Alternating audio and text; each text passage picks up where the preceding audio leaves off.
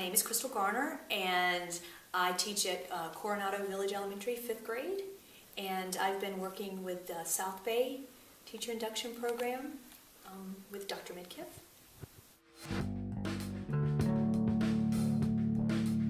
My inquiry question was, what different teaching strategies could I use to be most effective in order to reach every single learner in my classroom?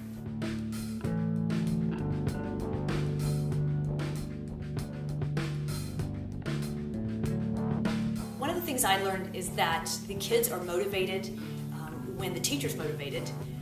You come into the lesson excited, the kids are going to respond. I learned that I need to reach stretch myself a little bit by trying to incorporate those into my lesson, and taking that extra step to make sure that does my lesson really impact every learner, not just those who immediately get it. Peer helpers are a great way for them to learn and from each other. They like to teach each other, and they are motivated in being in charge of their learning as opposed to me just directing them in their learning. I would put some of my GATE qualified students with some of my students who were struggling, and they would pull out the whiteboard. I have many whiteboards which they love, and they would pretty much emulate what I did one-on-one.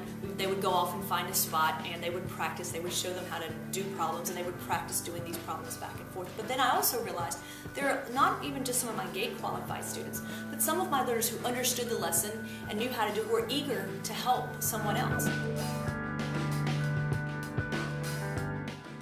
I was surprised that they actually did enjoy working with each other. I'm supposed to be in control, right, of my classroom, and this would be out of control if they're guiding everything. And I realized that they're getting motivated, particularly when they see that sort of the kids who are doing the teaching and the instructing, they're getting enriched and getting some confidence built in doing that, and a sense of satisfaction from helping.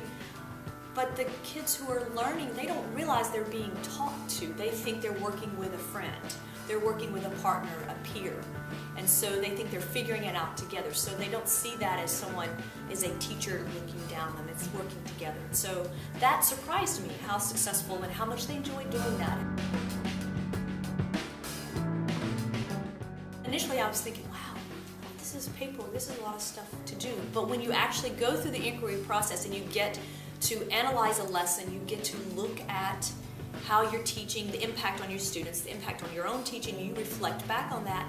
I think it's a very useful process, because the lessons that I learned from it, I am going to take forward and use in my teaching. And if I had not sort of dove into that process of doing more with peer helping and trying to utilize this really different strategies in math lessons, whether it be the whiteboards, the peer helpers, taking real life concepts, stretching it out. If I hadn't had an opportunity to try all those by sort of a forced march, if you want to call it, through the inquiry process, then I probably may have said, I don't think so.